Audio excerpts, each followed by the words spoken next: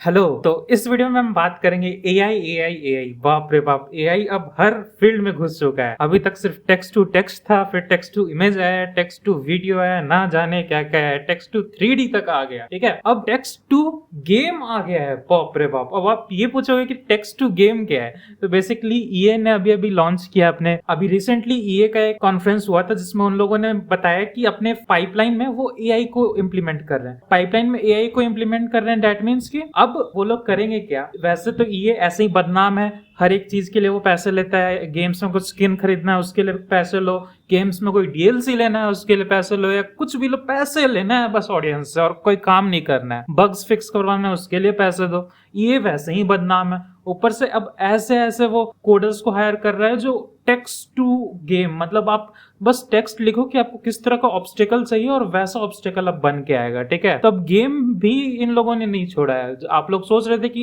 एक गेम में आएगा, पर रैंडमली नहीं है, अचानक से नहीं आएगा, अब आ चुका है। मैं डिस्क्रिप्शन में लिंक डाल दूंगा, आप खुद चेकआउट कर सकते हो। प्लस डेवलपर्स का खुद उन्होंने टेस्ट करके दिखाया है कि किस तरह से उनका एआई ऑब्स्टेकल्स बना सकता है या क्या कर सकता है। अगर आप ग्रेनेड थ्रो करना चाहते हो, ग्रेनेड से किसी इंसान को मारना चाहते हो, तो उस ग्रेनेड से ही सिर्फ मरेगा और किसी चीज से नहीं मरेगा। बहुत सारी चीजें उन लोगों ने, ये वालों ने इंट्रोड्यूस किया, जिसको देख के मतलब मेरा दिमाग खराब हुआ ही हुआ कि लाइक क्या चल रहा है ये एआई के दुनिया में। मतलब ये कुछ ज्यादा ही आगे नहीं बढ़ेगा, हम लोग इतना जल्दी आगे बढ़ने का तो था नहीं। मैं नहीं, और भी जितने भी 3D आर्टिस्ट हैं या गेम डिजाइनर्स हैं या कोडर्स हैं, सबका दिमाग ऐसे ही परेशान हुआ पड़ा है कि लाइक ये लोग कर क्या रहे हैं एक्चुअली। मतलब कि पहले ही हमारे लिए 3D आर्टिस्ट के लिए काम भारी हुआ पड़ा था, अब और भारी कर दो कि लाइक तुम कुछ करो ही मत। 3D आर्टिस्ट का काम कुछ रहा ही नहीं, वीडियो एडिटर्स का कुछ काम रहा ही नहीं, कोडर्स का कुछ काम है ही नहीं। हम लोग टेक्स्ट आर्टिस्ट को रखते हैं कि जो टेक्स्ट लिखेगा और गेम्स बन जाएगा। वाह भाई वाह। तो ये है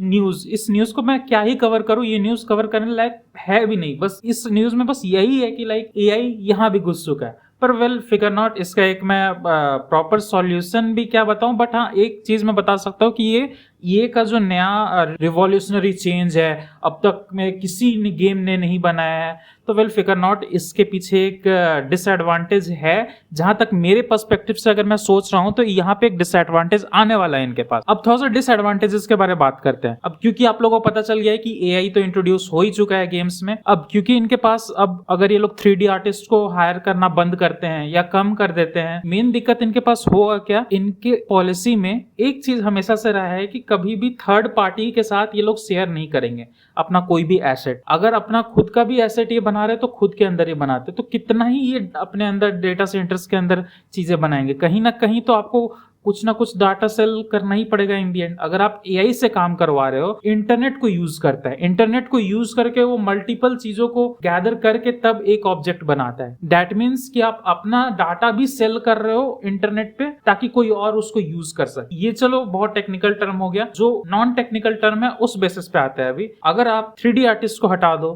प्रोग्रामिंग आर्टिस्ट को हटा दो, और आप सोच रहे हो कि सिर्फ एआई को यूज करके आप पूरा का पूरा गेम बना सकते हो, गेम को बनाने के लिए भी आपको कोई ऐसे चाहिए होंगे बंदे जो टेक्निकल टर्म्स को समझ सके, एआई को समझ सके या 3D को समझ सके, टोपोलॉजी को समझ सके। ठीक है, अगर आप 3D आर्टिस्ट हो और आपको कोडिंग के बारे जरा सा भी नहीं पता, फिर भी आपको गेम्स बनाने हैं, गेम्स तो आप बना लोगे, लेकिन इन फ्यूचर अगर आप गेम को पब्लिश करते हो और कोई एंड्रॉइड का नया वर्जन आ जाता है और उस पर आपका गेम चल रहा है, गेम क्रैश करेगा, तो बहुत सारे लोग कंप्लेन्स करेंगे कि हमारे गेम में लैगीनेस आ रहा है, उसको फिक्स करो, उसको फिक्स करो। अब जब गेम का आपको कोडिंग वाला ही पार्ट नहीं पता है, तो आप उस गेम को फिक्स कैसे करोगे। आपने तो 3D एसेट बनाया, एनिमेशन बनाया, लेकिन आप फिक्स कैसे करोगे जब आपको कोडिंग ही नहीं पता है। यहीं पे से मेरा पहला टॉपिक आता है कि लाइक आपने गेम बना दिया, टेस्टिंग किससे करवाओगे जब आपके पास कोडर ही नहीं है। ठीक है, आपने बहुत सारे टेक्स्ट टू 3D मॉडल्स भी देखे होंगे, ठीक है, जिसमें आप टेक्स्ट लिखते हो तो 3D आउटपुट बाहर निकलता है। और टिल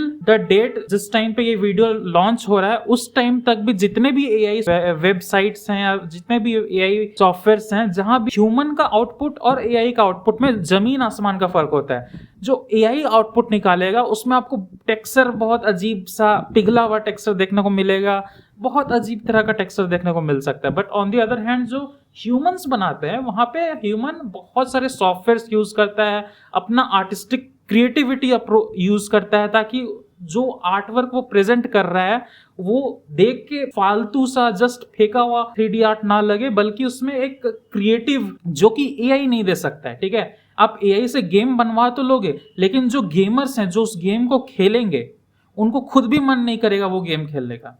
इनफैक्ट उस गेम को छोड़ के वो 2008-9 के गेम्स खेलना स्टार्ट कर देंगे जो ग्राफिकली तो अच्छे नहीं होंगे लेकिन स्टोरी वाइज बहुत अच्छे होंगे। इतने सारे गेम्स बने बनाए आए, नए नए लॉन्च हुए, लेकिन सब फालतू जा रहे हैं अभी के टाइम पे। क्यों? क्योंकि ये जो न्यू डेवलपर्स हैं या ये जो बड़ी बड़ी कंपनीज है ये बस पैसे कमाने के ऊपर पड़ी है। ठीक है, इनको बस पैसे कमाने से मतलब है, इनको कोई स्टोरी लाइन से मतलब नहीं है। अभी स्पाइडरमैन 2 गेम जो आया था, स्पाइडरमैन 2 इतना क्रिटिकली डम्ब गेम है। सिर्फ मैं ये नहीं बोल रहा हूँ, आप यूट्यूब पे कितने सारे वीडियोस खुद से भी देख सकते हो। मैंने खुद भी स्पाइडरमैन 2 खेला, बहुत डम्ब गेम लगा मेरे को। स्पाइडरमैन 1 मैंने खेला था, स्पाइडरमैन 1 रिमास्टर्ड, माइल्स मॉरल्स। ठीक है, दोनों ही अच्छे लगे मेरे को गेम अपने अपने फील्ड में।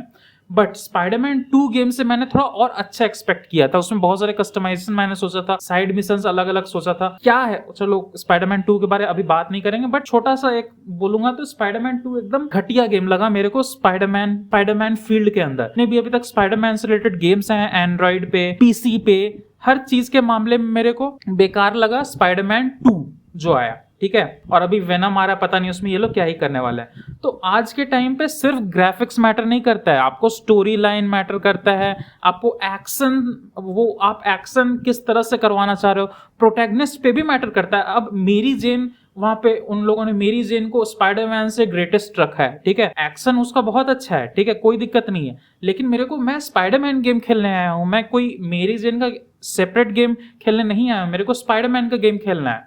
ठीक है, तो मैं मेरी जन का गेम खेल के क्या करूंगा? यही मेरा इशू था स्पाइडरमैन 1 के ऊपर भी, माइल्स मॉरल्स के अंदर भी यही इशू था। लाइक मेरे को उसकी गर्लफ्रेंड का रोल नहीं खेलना है, मेरे को स्पाइडरमैन गेम खेलना है या माइल्स मॉरल्स गेम खेलना है, तो मेरे को वो खेलने दो, मैंने उसके लिए पैसा दिया है। मेन कैरेक्टर को हटा के साइड कैरेक्टर्स को ज्यादा इंपॉर्टेंस दे दिया। सेम बहुत सारे ऐसे गेम्स के साथ हुआ है। ठीक है, वही आज से 2008 या 2015 के गेम्स को देखो तो उसमें होता क्या था कि आपका स्टोरी मैटर करता था। जैसे GTA सैन एंड्रियास, ग्राफिक्स कितना ही बेकार हो, लेकिन अभी के टाइम पे, अगर आज के टाइम पे अगर आपको स्टोरी बेस्ड गेम्स खेलना है तो GTA San Andreas, Vice City आप आज भी खेलोगे। ठीक है, इंस्टेड ऑफ GTA 5 या GTA 4 खेलने की जगह आप GTA 3 या वाइस सिटी सैन एंड्रियास ही खेलो। क्यों? क्योंकि उसका स्टोरी लाइन अच्छा था। कंटेंट जनरेट कर देना ताकि रेवेन्यू कमा सके, हमेशा ये मैच नहीं करता है। कभी कभार आपको हर एक चीज को कंसिडर करना पड़ता है। आप क्या बना रहे हो? सिंगल प्लेयर गेम बना रहे हो तो स्टोरी मोड होना चाहिए, या RPG गेम, हर एक चीज का अलग अलग कैटेगरी का अलग अलग ऑप्शन है। आपको बेसिक्स देखना पड़ता है कि उस गेम का बेसिक कोर फंक्शन क्या है। अगर स्टोरी मोड गेम बना रहे हो तो स्टोरी बेस्ड गेम चलेगा। जैसे गार्डियन ऑफ द गैलेक्सी एक गेम आया था, पर्सनली मेरा पर्सनल रिकमेंडेशन है, अगर आप गार्डियन ऑफ द गेम खेलते हो, खेलना आप सोच रहे हो खेलने का, या फिर मेरा पर्सनल बेस्ट लगा मेरे को गार्डियन ऑफ द गैलेक्सी। जो मैं वॉइस टोन चूज करता हूँ उस वॉइस टोन के हिसाब से वहां पे चेंजेस देखने को मिलते हैं, तो मेरा पर्सनल बेस्ट तो guardian of the Galaxy. Story wise भी वहां बहुत कुछ है, ग्राफिकली तो उन्होंने दिया ही दिया है। ग्राफिकली तो कुछ बोलने का जरूरत नहीं, क्योंकि अभी 2018-19 का बात है तो कुछ बोलने का जरूरत नहीं है। ग्राफिकली तो हम लोग इंप्रूव हो ही रहे हैं, पर साथ में हम लोग स्टोरी में क्यों कंपनसेट कर रहे हैं या एक्शन सीन्स में क्यों कंपनसेट कर रहे हैं? इतने सारे चीजें, इतने सारे फैक्टर्स हैं। हमें पता है कि टाइम जैसे जैसे आगे आएगा वैसे वैसे चीजें और इंप्रूव होंगी, लेकिन हम जो पुरानी चीजें हैं, जैसे स्टोरी, पहले के टाइम पे जब जो बड़ी बड़ी कंपनीज अभी के टाइम पे हैं, वो पहले स्टोरी पे फोकस करती थी, इसलिए इतना अच्छा कमा गई उनकी पुराने गेम्स। पर अभी के टाइम पे वो स्टोरी पे फोकस नहीं कर रहे, उनका एक नैरेटिव है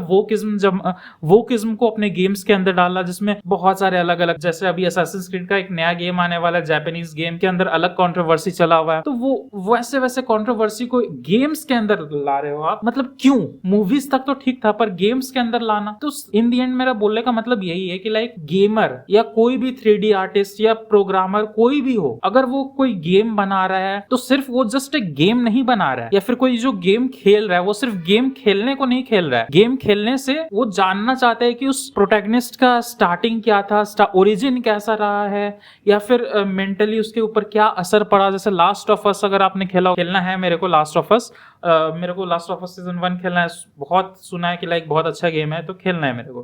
ठीक है, तो स्टोरी वाइज बहुत अच्छा गेम सुनने में आ रहा है कि वो है। मेरे को स्टोरी जानना है, मेरे को ये नहीं जानना है कि लाइक आप अगर AI से बना रहे हो बनाओ, लेकिन मेरे को जस्ट ये जानना है कि जो कैरेक्टर मैं खेल रहा हूँ, ठीक है, मैं उससे अटैच हो सकता हूँ कि नहीं, इमोशनली मैं उसके साथ हूं कि नहीं हूं, ठीक है। या फिर अगर कोई एक्शन सीन है तो उस एक्शन सीन में मेरे को मजा आ रहा है कि नहीं आ रहा है। जैसे स्पाइडरमैन 1 में ग्रेनेड बॉम्ब्स वगैरह आए थे तो बहुत मतलब थोड़ा सा मेरे को इजी लग गया, लाइक जब मैं वो गैजेट्स फेंक रहा था तो मेरे लिए इजी लग रहा था, मेरे को उतना चैलेंजिंग नहीं लग रहा था जितना पहले के स्पाइडरमैन गेम्स लगते थे, ठीक है। पर स्पाइडरमैन 2 में उस चैलेंज को इन्होंने और इजी कर दिया जो कि मेरे को बोरिंग फील करवाने लग गया, ठीक है। स्पाइडरमैन 2 इसीलिए भी मेरे को थोड़ा और बेकार लगा क्योंकि स्पाइडरमैन 1 में हल्का फुल्का आप कस्टमाइजेशन कर सकते थे। आपको कब आयरन के लेग्स चाहिए या कब गैजेट्स वगैरह नए चाहिए आप कस्टमाइज कर सकते थे और हर गैजेट का अपना स्पेशल एबिलिटी होता था। स्पाइडरमैन 2 में वैसा कुछ है ही नहीं, बस आप एक गैजेट फेंकते हो इतना काम इजी हो जाता है और उसमें गैजेट्स का भी कोई ज्यादा यूज है नहीं, ठीक है।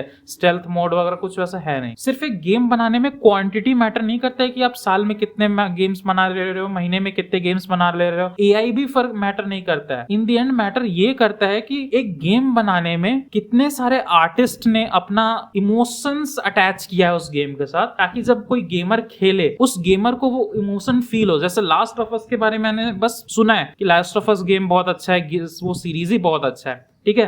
तो लाइक उसके पीछे आर्टिस्ट, प्रोग्रामर्स, लोगों ने अपना फीलिंग्स अटैच किया है, ठीक है। उस गेम के थ्रू कुछ सीन्स बताना कि हाँ वहां पे कैसा फील होता है किसी इंसान को, तो वो इमोशंस आर्टिस्ट ने एक गेम के अंदर डाला और अब गेमर वो चीज फील कर पा रहा है। क्या वो चीज एआई बता पाएगा? क्या वो इमोशंस एआई हमें दे पाएगा? नहीं दे पाएगा। क्यों? क्योंकि वो ह्यूमन टू ह्यूमन इमोशंस है, वो एआई नहीं समझ पाएगा। ये वीडियो ऑलरेडी बहुत बड़ा हो चुका है तो मैं इसको इन एंड शॉर्ट में यही बोलना चाहूंगा, एआई बस एक बहाना है, ठीक है। बस कुछ टाइम तक ही चलेगा, आई थिंक 1-2 साल तक ही एआई का जो चलेगा, इसके बाद ये खत्म हो जाना है इन दी एंड। बस अभी 1-2 साल तक मैं गारंटी नहीं देता हूँ, बट हाँ इतना बोल सकता हूँ कि ये जो भी हवा उड़ा पड़ा है ना एआई का, एआई से हम ये बना देंगे, एआई से वीडियो एडिटिंग करवा देंगे, एआई से हम गेम्स बनवा देंगे, ये बस 1-2 साल का बात है, ठीक है। 1-2 साल के बाद ना एआई का नामो निशान मिटने वाला है, जहां तक मेरे को लग रहा है। अगर मैं सही हूं तो ये वीडियो 2 साल बाद मैं दोबारा हाईलाइट करूंगा,